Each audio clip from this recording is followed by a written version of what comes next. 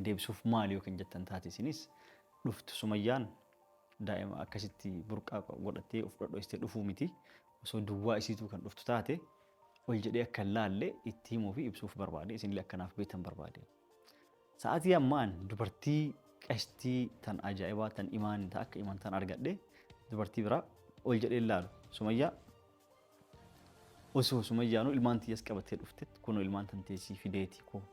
Kanaafuu an bakka biraa galuun barbaadu mana kanatti gala imaan na jalaa gabbaa sinaan jette imaanin qaldiin hin jiru. Imaanin dardiriin hin jiru jechuudha. Imaanin wajjin wal dorgomsisee Sumayyaa asitti hin deebisu. Osoo haga feetaa ijoollee taatti yaallee taate. Kutaa takka bakka biraatti barbaadee kireessaaf yookaan mana kadakaatti galcha malee imaanin abadan jalaa gadi hin baasu jechuudha. Bakka isin ammoo ifatte kanatti imaanin jalaa gabbaasee maal jedhu namni imaanin naaf ka'u hin jiru. Qashtii akka imaan argadhe kanaafuu wanni Sumayyaa deebisuu dhabeef isii irraanfatuu kiyyaa. Homa takkattuu akka laalaa hin jirre akka isii dagadhee habeetuu fi ammas isiif himaa jira jechuudha. Amaariffallee himeef jira viidiyoo chaanal Amaariffaa irratti jechuudha. Maali jettetti ammas hedduu cinqamtee coggoorra dhukkubaa jira jechuudha. Sayyid maaliif deebii naaf hin deebisne? Hanga gibbii ilmoo isaa qabadhee dhufe cal jedheetumaan waan biraa gadhiisu jira. Waan kee dubbatee beeku jettetti halkanii guyyaa viidiyoo gadhiistu irratti u'uu jechaa jirte jechuudha. Kanaafuu isiin dhukkubiniitii har'a kophaa kee dhufe deebii kan siif deebisuu dhufaa jedheetiniin dhufee jechuudha. Mootan lakkoofsi kiyya nama hedduutu iyyuu keessan dhufee na gaafata. Kaleedhaan gadda maxxansee jennaan waggaa tokko ol lakkoofsi kan kee barbaadatu ture baatii meeqa lakkoofsi kan kee barbaadatu ture. YouTube irratti yeroo gadhiisu jira. Ebaluu nama jedhamu gaggaafannaan sitti hin kennu naan jedhan jettan. Amma booda lakkoofsi kiyya argachuuf hin jiqqabina kun as jala isinii kaaya. Viidiyoo dalagu hunda irrattuu as jala isiniif kaaya namootan YouTube bitachuu fi adda addaa qabdan. Namootan na gorsuuf sa'aatii dheeraa gorsaaf dhuftan. Sagalee hedduu waan hin banneef nama dhimma qabuuf YouTube bitachuu fi dhimma tokko qabuuf qofa ni dhageeffadha. Kunin dhiifama irraa ta'a. Kanaafuu lakkoofsi kee kun as jala jira. Duwwaa 967 79258 duwwaadha. Lakkoofsi Yemeniiti. Telegiraama fi Waatsaappii argattanii. Anka jiru Itoophiyaa lakkoofsi Yemen jira garuu Waatsaappii, Telegiraam, Imoon kan isin jala dubbatu anumaa jechuudha. Isaan na dubbisuu dandeettan jechuudha. Warroottan YouTube bitachuu barbaadan tokko dhuftanii gaafii hedduu na gaafataa jirtan. YouTube yeroo bitattan akkaataa YouTube bitachuun barbaada ofii immoo akka itti fayyadaman beeku jettaniif Telegiraam irra guruppiin ni jira. Viidiyoon barnootaa gadhiifamee jira. Achi keessa isin seenseetii barsiisa jechuudha. Yeroo YouTube irraa bitattan kafaltii jalqaba kafaltanii guruppii isin seenseet akkasitti YouTube keessan kalafa jiruu bitattan kalafa jiruu isiniif sirreessee isinii kenna. Kan guutamuu taate immoo kan guutamullee immoo maqaa keessaniif lakkoofsa keessaniin baneet irra guutee isiniif kan kennu ta'e jechuudha. Lakkoofsuma kanaan dubbisaa isin jedha. Akkasii. Assalaamu alaykum wa rahmatullahi wa barakatuh. Akkam jirtan hordoftoota daawwattoota keenya bakka jirtaniin nageenyi wajjin haa jiraatu jecha guyyaarraa keessatti argama nu keessatti argama eenyu wajjin argama kophaa kiyyaan argama jechuudha. Imaan fa'aarra na biran jirtu isinillee xiqqoo hifattanii jirtanii waca imaan hawwii ayyuu kana samoonii wacoo isin gadhiisaa jira. Waca akka hifattanii fi akka isin salachee abdii guddaan qaba jechuudha. Kanaafuu har'a wacaan alatti dubbii laslas jette ta gurra isin seentu ta kophaa kiyya taa'ee isiniif haasa'u tana dhageeffattan isiniif qabadhee dhufee jira. Innis maali kan jettan taate dhiyoo tana Sumayyaan dhuftee turte as mana dhuftee turte niqaaba godhattee dhokattee akka isiitti nu shawwaddee piraankii nu goote yookaan moodii nurra qabattee nu gowwoomsitee deemte jechuudha akkasitti garuu deebisaa maaliif naa deebisuu deette cinqamtee hirriba dhabdee jirti Sumayyaan. Sayyid akkamitti deebii naa deebisuu deette cinqamte an dhufuu kiyya waan akka dubbatan wala Sayyidii wala Imaanis nam tokko dubbatan jiru waa'ee kiyya jettee jirti. Akka nu isii irraanfannee fi akka isii daganne isiin quban qabdu. Fuula dho'ifattee dhufuu miti Sumayyaan amma osoo fuula dho'ifattee dhufuu miti qullaa isii babbanattee rifeensa gadhiistee dhuftee ol jedhee ilaaluun. Akka isaa ka isii ilaaluu danda'a yoo akka isaa ijoollee tiyya harka qabattee ka dhuftaate ijoollee tiyya ilaaluu hin danda'a dhungachuu hin danda'a.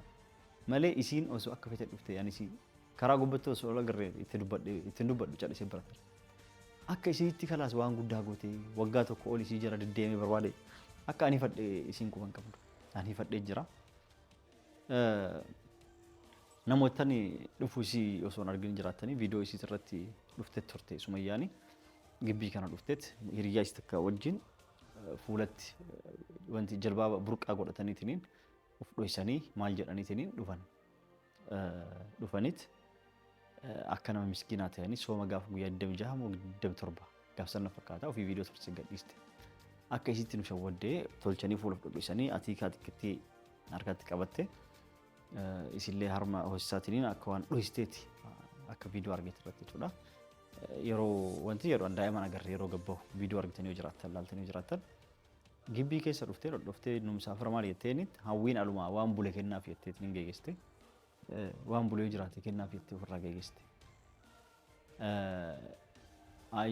Wanti imaan immoo miskiin waan taateef nyaanni yoo jiraate jetteet manaa gurgurteet firuutii mana jiru kennitee fi firiijii keessa baastee kan biraa immoo nyaatallee afxirris kalaa waan jiruuf nu wajjin afxirtanii deemta maal jettee.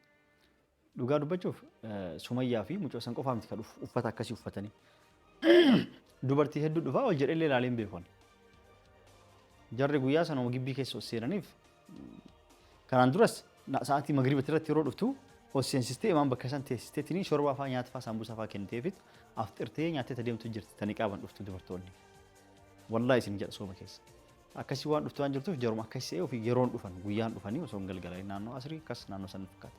Dhufanit tataa'anii jennaan ani amma nyaatu jedhamu sa'aatiin ganaadha gibbii maa seenan jedheetumaan waan nyaatan kenniteefit mallaqas kenneefi haa deemaniif ayyaanni kiyya haga magriiballee haa turanii hin barbaanne yeroo garii akkatti nam tokko musaafira fakkaatee kan nama basaasullee immoo yookaan ka waa balleessullee hin dhabamu jechuudha. Yeroon gibbii keessa seenan isa shakke duraan magriiba irratti dhufan yookaan yeroon dhufanitti nyaata waan fudhatan mallaqas fudhatanii deeman jechuudha. Sa'a san dhufanii gibbii keessa seenanii hin tataan jechuudha. Yeroo aftiran qofa achitti arge sa'aatii aftiraan dhufanii ta'anii aftiranii hin deeman. Warra dhiiraa taate immoo hangam barandaa seeseen wajjin aftiree deema jechuudha. Isin galee kan akkas godhu jira jechuudha. Sa'aatii aftiraati irra kana dhufe seensetti wajjin ta'anii aftiree deemna. Gaafsan an nama akkasii seetiin akka carraatee birrii 200 harka qaba akkasii 200 kennee fi deeman. Gaafa harkaan qaban immoo birrii 5 harka qaba 5 kennaaf yoo 10 qaba 10 kennaaf. Ammallee akkasuma kennaaf jechuudha. Kanaafuu annoo akkasii isaan see malee inni iyyanne akkasuma iyyaan dubbattitoonni kan isin jedheef maaliif Sumayyaan akka jettutti daa'ima isaa harka qabadhee foolii masiitti illee hin beeku jette. Daa'ima dho'istee jirti keessatti aanu osoo arge illee shakkuu danda'a garuu foolii masiitti illee hin beeku jette akka warra fiilmii maali jette isiin dubbattee jirti. Fiilmii irratti argitanii yoo ilmi tokko yookaan haati isaa yookaan abbaan isaa jalaa badee waggaa 10 waggaa 20 waggaa 30 booda fa'a fiilmii irratti yeroo waliin dhufan nama san biroo gayan shakkii moo'itiin nama san hin lallaalaa hin shashakkaa waatutti dhagamaa onne dhayaa nama kana yoo argu waatu simmeetii haarootti nu dhagame waliin jejjedhaniitiin akiratti akka ilma isaa ta'e yookaan akka abbaa yookaan akka haadha ta'e wal argataniitiin uummata gammachiisan jechuu fiilmii gubbarratti. Sunis iskiriptiidha malee namni dhugaan akkasitti maatii isaa yookaan firee isaa itti kalaaytiin onneen dhooftee yookaan sammuun isaa dhooftee fooliin itti dha'ee funyaan hin fuunfatee firoo fi argatu hin jiru kijiba jechuudha iskiriptiidha. Isiin maaliif akkas ta'uu dhabee maali jetteetti amma hedduu cinqamtee coggoorra dhukkubaa jira jechuudha. Seed maaliif deebii naaf hin deebisne hanga gibbii ilmoo isaa qabadhee dhufe cal jedheetumaan waan biraa gadhiisuu jira. Waan kee dubbatee beeku jetteetti halkanii guyyaa viidiyoo gadhiistu irratti u'uu jechaa jirti jechuudha. Kanaafuu isiin dhukkubiniitii har'a kophaa kiyya dhufe deebii kana siif deebisuu dhufaa jedheetiniin dhufee jechuudha. Deebiilleen deebisuuf maali yookiin jettan taate isinis dhuftu Sumayyaan daa'ima akkasitti burqaa godhattee of dhodhoistee dhufuu miti osoo duwwaa isiituu kan dhuftu taate ol jedhee akka laallee itti himuu fi ibsuuf barbaade isinillee akkanaaf beektan barbaade. Sa'aatii ammaan dubartii qashtii tan ajaa'ibaa tan imaan ta'a akka imaan tan argadhe dubartii biraa ol jedhee laalu Sumayyaa osoo Sumayyaanuu ilmaan tiyyas qabattee dhufte kun ilmaan tan teessii fideeti koo kanaafuu an bakka biraa galuun barbaadu mana kanatti gala imaan na jalaa gabbaa sinaan jette imaanin qaldiin hin jiru imaaniin dirdiriin hin jiru jechuudha. Imaanii wajjin wal dorgomsisee Sumayyaa asitti hin deebisu osoo haga feetaadha ijoollee taatti yaallee taate kutaa takka bakka biraatti barbaadee kareessaa fi yookaan mana kadakaa itti galcha malee imaaniin abadan jalaa gadi hin baasu jechuudha. Bakka isin ammoo ifatte kanatti imaaniin jalaa gabbaasii maal jedhu namni imaaniin naaf ka'u jiru qashtii akka imaan argadhe. Kanaafuu wanni Sumayyaa deebii deebisuu dhabeef isii irraanfatuu kiyyaa uummata akkattuu akka laalaa hin jirre akka isii dagadhee habeetuu fi ammas isiif himaa jira jechuudha. Amaariffallee himeef jira viidiyoo chaanaal Amaariffaatti irratti jechuudha. Isinillee immoo deebii waan dheedaa jirtaniif haa isin quba qabdaniif waan jedheen habeetanii fi Sumayyaan ammoo osoo waan fitee dhuftee imaanna jalaa gabbaa seenee gatteen seensu jechuudha walumaa galatti. Walumaa galatti imaanii fi waliin dorgomsiisu imaaniin naa caalaa qastiin akka imaan hin jirtu. Imaan jechuun utubaa manaati jechuudha amma qormaatas dabartee argee miskiina irraa kiraatii yoo rakkadhe tanaa wajjin rakkattu yoo waan dhibame tanaa wajjin dhibamtu isiidha. Kanaan dura hawwiifis illee afaaniin qormaata turee dhageeffatanii turte. Hawwiin maal jedhaa turte? Ani jaalala keetii irraa kan ka'e si jaalachuu irraa kan ka'e osoo ati duute qabrii keessa guyyaa san si wajjin awwaalamuu qaba malee kophaa kiyya hin jiraadhu jette balaa gosaa turte. Guyyaa san imaan maal jette? Ansin kijibu jette. Saaga fedhe si jaaladhu illee ofii qabrii si wajjin seenu jette. Laalaa kaa kun amma dhugaa jechuun nama akkanaa kana. Namni afaan hin callisee tatatatas godhu kun fakkeessaadha. Hanguma waan barbaadu san argatuuf qofa malee yoo xiqqoo rakkoo jiraatte isin jalaa fiigaa jechuudha. Xishii wayii dhageennani isin dhiisee fiigee deema jechuudha. Kanaaf imaan nama dhugaati nama fakkeessuuf naa wajjin jiraatu osoo hin ta'in ta dhugaan wanti jettu jechuudha. Hawwiin immoo fakkeessituudha ayyuuf hawwiilleen. Sumayyalleen akkasuma wama xiqqishii wayiitiif gaafumaan ayyuu fuudheef maaliif ayyuu fuutettee bultii imaan kanas diidee miidarratti ol baatee icciti jettee himte. Sababbiin Sa'id imaaniif meeshaa akkasitti sarpiraayiz godhee fi ganaa sarpiraayiz guddaa arguuf taatanii. Sababbiin Sa'id imaan akkasitti sarpiraayiz godheef waan haadha ilmoo isaa waan dhiira dhaltee fi waan dhiira deettee fi ilmoo walirraa qabanii fi jette. Ani osoo ilmoo qabaadhe halaalaan dhalchee haraaman dhalchee ilmoon sun kiyya osoo ta'uu beeku alatti hin gatu baadiyyaan teessoo kan alatti hin gatu of wajjin jiraachisa haadha wajjin addan baasu nam tokko sodaadhe. Duraayyuu yoo sodaatan rabbuma sodaatu malee yoo duraayyuu osoo waan akka rabbiin sodaatiin balleessee jiraadhe maaliif nama sodaadha? Wanti ilmoon sun kiyyaaf ka'e maan ta'ee diqaalaa sanarraa dhalchee akka haasa'imutti jechuudha. Waan san ta'eef jedhan hawwiilleen ayyuulleen sumayyalleen yaada tokko yaadan jechuudha. Osoo dhugaan ilmoon sun kiyya ta'e wallaahi alatti hin dho'isu. Qaxu godhee fidaas jiraachisa. Ilmoo dhiiraa argadhee wanti diqaalallee dhalatu halaalallee dhalatu dhiiga kiyya alatti hin darbu san dhiisu. Maaliif halaalalleen akka dhalchu ka godhu rabbuma diqaalallee akka dhalchu ka godhu rabbuma jechuudha. Diqaalaan akka dhalalleef duruma rabbiin sodaadhee osoo ni kan dhatin dubartitti kalaa irraa of qusachuudha of qabachuudha. Rabbi sodaatuudha jalqabu. Yoo immoo osoo sodaatiin waan balleesse dogongoree maali jedheetiin hin kaballeessu taate yoo waan akka balleessinu hin dogongorre akkas taanee osoo hin ta'in jalqabuma osoo rabbiin sodaatiin nuti seenan. Kanaafuu diqaalas dhalatu halaalallee dhalatu maali godheera hunda isaa rabbuma godhe jechuudha. Diqaalallee yoo dhalchee haraamallee dalasiis rabbi na fattanuuf badiina balleessaa jira jechuudha. Halaalallee godhe immoo rabbi na qajeelchatumaan halaalan dhalche jechuudha. Sodaa rabbiitirraa kan ka'eef kanaafi kan sodaatan rabbi malee ilma namaatii miti. Osoo ilmoon sun kee ta'e nam tokko sodaadhaan ol baasa. Tokkoo miti osoo 70 qabaadhe diqaalallee yoo ta'an takkaa jirtu godhe ilma namaatii miti kana adabu badii kiyyaaf rabbi waan ta'eef sodaa nama takkaa waan hin qabneef wallaahi ol baasee himaa ni mul'isa. Hanga ammaatitti namoota hedduu fi hanga imaanii sumayyaaf hangawtu mucaan dhiiraa sun kaachitti dhiistee dhufte sun kan Sa'idii jechaa jiran jechuudha. Akkasii namootaan chaanaala sumayyaa irratti ilaalin sumayyaan haala saniin as dhuftee nu basaastee maal jettee deemtee coggoorraan gubate waan an deebiin deebisiniif kanaafuu deebisaan kana fakkaata jechuudha sumayyaa. Osoo of dhoysuu miti duwwaa keetu dhuftee ani imaan isa jalaa gadi hin baasu wal jedhellee si laalu si quufee si fadhee jechaaf. Si fadhee jechaaf sumayyaan. Deebisaan deebisuu dhufe jechuudha. Kanaaf sumayyaa abdii sirraa kutee jira jechuuf. Wanti si jala fiiguun jiru waggaa tokkoof baatii 5 ol gara waggaa 2tiif deemachuu hin dandeenya. Si jala fiigee si kadhee dadhabee dhiisee bire hanga dhiibanii hanga dhaaban jedhan.